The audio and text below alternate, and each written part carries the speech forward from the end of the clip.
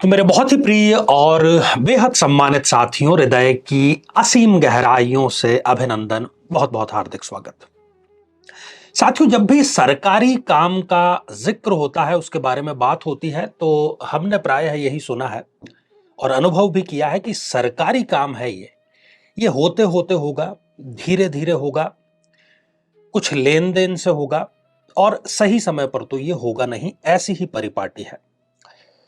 तो सरकारी जो काम है उसकी जिम्मेदारी जैसे सरकार की होती है, वैसे ही यदि हम हमारे अंतरिक्ष की बात करें, हमारे हिस्से के अंतरिक्ष की, अंतरिक्ष तो अनंत है, तो उसका जो जिम्मा है वो सूर्य देव को दिया गया है।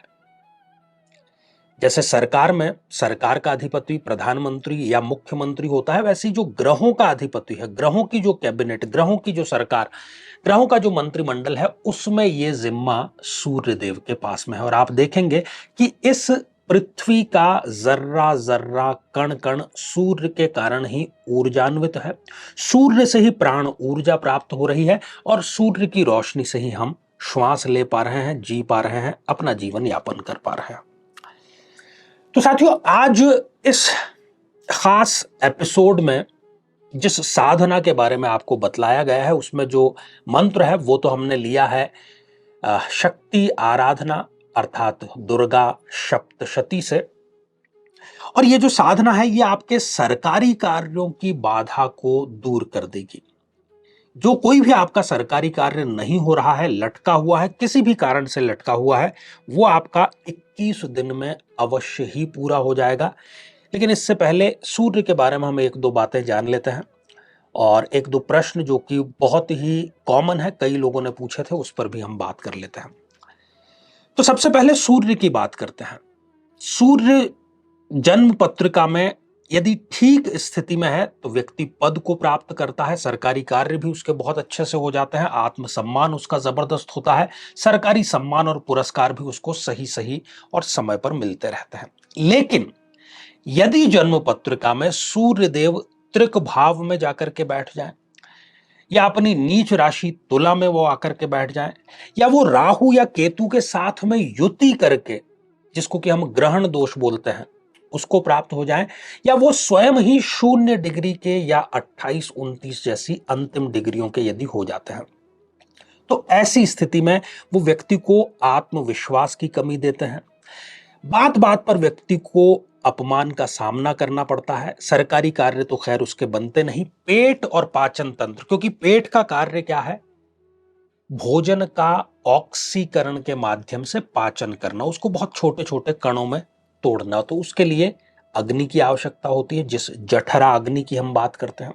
तो जब जठर अग्नि ही ठीक से प्रज्वलित नहीं होगी तो पाचन तंत्र आपका गड़बड़ ही रहेगा। फिर सिर दर्द, सिर के जो यहां से तंत्रिकाएं निकलती है जो कि हमारे अंग अंग तक सूचना ले जाने वापस लाने का काम करती है, उसको ये डैमेज करता है। नेत्रों की जो रोशनी है उसको कम करता है, लीवर की जो फंक्शनिंग है उसको कम करता है, और बार बार व्यक्ति जो है उसको बुखार आ जाता है। और इन सब का जब भी एक्सट्रीम रूप होता है तो हृदयाघात अर्थात हार्ट अटैक जिसको हम बोलते हैं, उसका व्यक्ति को सामना करना पड़ता है। तो आज की जो साधना है वो आप सरकारी कार्य में यदि बाधा है उसके लिए भी कर सकते हैं, और यदि सूर्य आपका जन्म पत्रिका में पीड़ित है तब भी आप उसको कर सकते हैं। अब आते हैं दो महत्वपूर्ण प्रश्नों पर। सबसे पहला प्रश्न, आचार्य जी, सूर्य को जल कितनी बजे चढ़ाया जाए? तो साथियों, इसका सीधा सा उत्तर यही है कि मान लीजिए आपके घर पर कोई महत्वपूर्ण व्यक्ति आता है, आकर के आपके दरवाजे पर वो दस्तक देता है, आप दरवाजा खोल देते हैं, वो घर में प्रवेश कर जाते हैं, तो जो भी आपका अभिवादन है, आपको उनके चरण स्पर्श करना है, नमस्कार करना है, गले लगाना है, हाथ मिलाना है, उसी समय कर लेते हैं ना आप? या फिर वो आकर के सोफे पर बैठ जाएंगे, 2-3 घंटे का समय बीत जाएगा, उसके बाद में आप करेंगे? पहला ऑप्शन ही आप चुनेंगे ना। तो ठीक वैसे ही जब आप सूर्य का दर्शन कर पाने की स्थिति में हो, सूर्य की रश्मियां आप तक आ रही हो, सूर्य अभी अभी अपनी लालिमा लेकर के उपस्थित हुए हैं, उसी समय सूर्य को अर्घ्य देना, सूर्य की उपासना करना, आदित्य हृदय स्तोत्र का पाठ करना, ये उचित है, शास्त्र सम्मत है। लेकिन कई बार ऐसा हो नहीं पाता। किसी की शिफ्ट में ड्यूटी है, कोई शारीरिक रूप से बीमार है, सही समय पर उसकी नींद नहीं खुलती है, तो इन दोनों कारणों में थोड़ा सा डिले जो है वो संभव है, लेकिन बहुत ज्यादा डिले नहीं होना चाहिए। अब सूर्य कितनी बजे उदित होगा, आपके हाथ में मोबाइल नाम का एक यंत्र है, उससे आप सर्च करेंगे तो आप जिस शहर में रहते हैं तो अगले दिन सूर्य देव कितनी बजे वहां पर प्रकट होने वाले हैं आपको पता लग जाएगा। तो इस प्रकार से आप मैनेज कर सकते हैं। दूसरा जो प्रश्न है कि आचार्य जी, मैं किसी ऐसे स्थान पर रहता हूं जहां पर कि सूर्य मुझे दिखलाई नहीं देता। मेरे घर के आसपास मल्टी स्टोरी बिल्डिंग है पूर्व दिशा की ओर में, तो मेरी जो खिड़की है वहां से सूर्य नहीं दिखाई देता, छत पर से भी सूर्य दिखाई नहीं देता। ऐसा ही एक और दूसरा प्रश्न भी है कि आचार्य जी, मैं जिस स्थान पर रहता हूं वहां पर ज्यादातर समय बादल छाए रहते हैं, सूर्यदेव के दर्शन नहीं होते, कोहरे की स्थिति होती है। तो इन दोनों ही स्थितियों में आपको केवल पूर्व दिशा की ओर उन्मुख होकर के अर्घ्य समर्पित करना है, क्योंकि समस्या क्या, सूर्य तो है ही ना, आपको दिखाई नहीं दे रहा है। तो आप श्रद्धा पूर्वक अपना कार्य करिए, क्योंकि ईश्वर, चाहे अब आप उसको सूर्य का नाम दे दीजिए, वो चेतन शक्ति, वो तो कण कण में व्याप्त है। आप चाहे बिलीव करें ना करें, दर्शन करें ना करें, तो ऐसी स्थिति में, क्योंकि क्या कहा गया है कि ईशावास्यमिदं सर्वम यत् किंच जगत्याम जगत, इस सृष्टि के कण कण में, जिसको हम देख भी नहीं पाते अपनी नंगी आंखों से, उस तक में ईश तत्व, चेतन तत्व विद्यमान है। ईशावास्यमिदं सर्वम यत् किंच जगत्याम जगत, जिसमें गति है नहीं है, हमें गति नहीं दिखाई दे रही, गति तो पत्थर के परमाणुओं में भी है, तो उसमें भी ईश है। यत् किंच जगत्याम जगत, और तेन त्यक्तेन भुंजी था मागृधः कस्य सुदधनम। बहुत ही सुंदर यहां पर ईश तत्व की व्याख्या की गई है। तो मुझे लगता है कि ये दोनों ही प्रश्न आपके सूर्य उपासना से संबंधित जो है उनके उत्तर आपको मिल गए होंगे। अब आते हैं आज की साधना पर। तो सरकारी कार्य किसी भी कारण से यदि आपके नहीं हो पा रहा है, शुक्रवार के दिन का आपको चयन करना है इस साधना को प्रारंभ करने के लिए। जितनी भी सामग्रियां हैं इसमें तीन ही सर्वप्रमुख होती है। कोई भी साधना हो दुनिया की, जो मंत्र है, जो माला है और जो यंत्र है, ये तीनों ही प्राण प्रतिष्ठित, अभिमंत्रित और मंत्र चैतन्य युक्त होने चाहिए। और बहुत सुंदर स्थिति ये रहेगी कि आप किसी योग्य गुरु के द्वारा दीक्षित किए गए हों, ताकि उनके गुरुत्व का भी प्रभाव आप में आ जाए। जब आप दीक्षित हो जाते हैं तो थोड़ा सा ही अंश चाहे उस गुरु का भी आप में उतर ही आता है।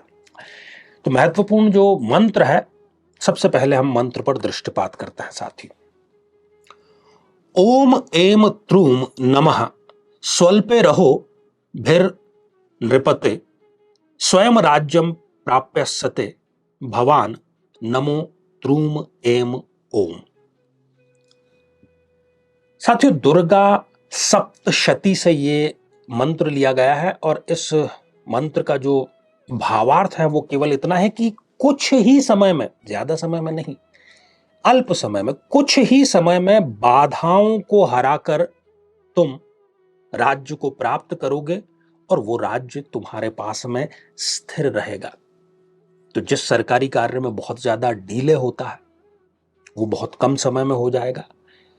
और फिर ऐसा नहीं कि एक बाधा दूर हुई कल को दूसरी बाधा आ जाएगी, उस कार्य में दूसरी बाधा नहीं आएगी और स्थिरता पूर्वक आपको उस बाधा से दूर होकर के उसका जो फल है वो भी मिलेगा। तो शुक्रवार से आपको इसको प्रारंभ करना है, और शुक्रवार अति उत्तम रहेगा यदि वो शुक्ल पक्ष का प्रथम शुक्रवार हो तो। 21 दिनों तक लगातार प्रातः काल करें तो ज्यादा बेहतर है, और नहीं तो संध्या काल में भी आप इसको कर सकते हैं। 21 अर्थात 21 माला अभिमंत्रित जो रुद्राक्ष की माला है उससे आपको नियम पूर्वक लगातार 21 दिन तक करना है। और जो सामान्य से कुछ नियम है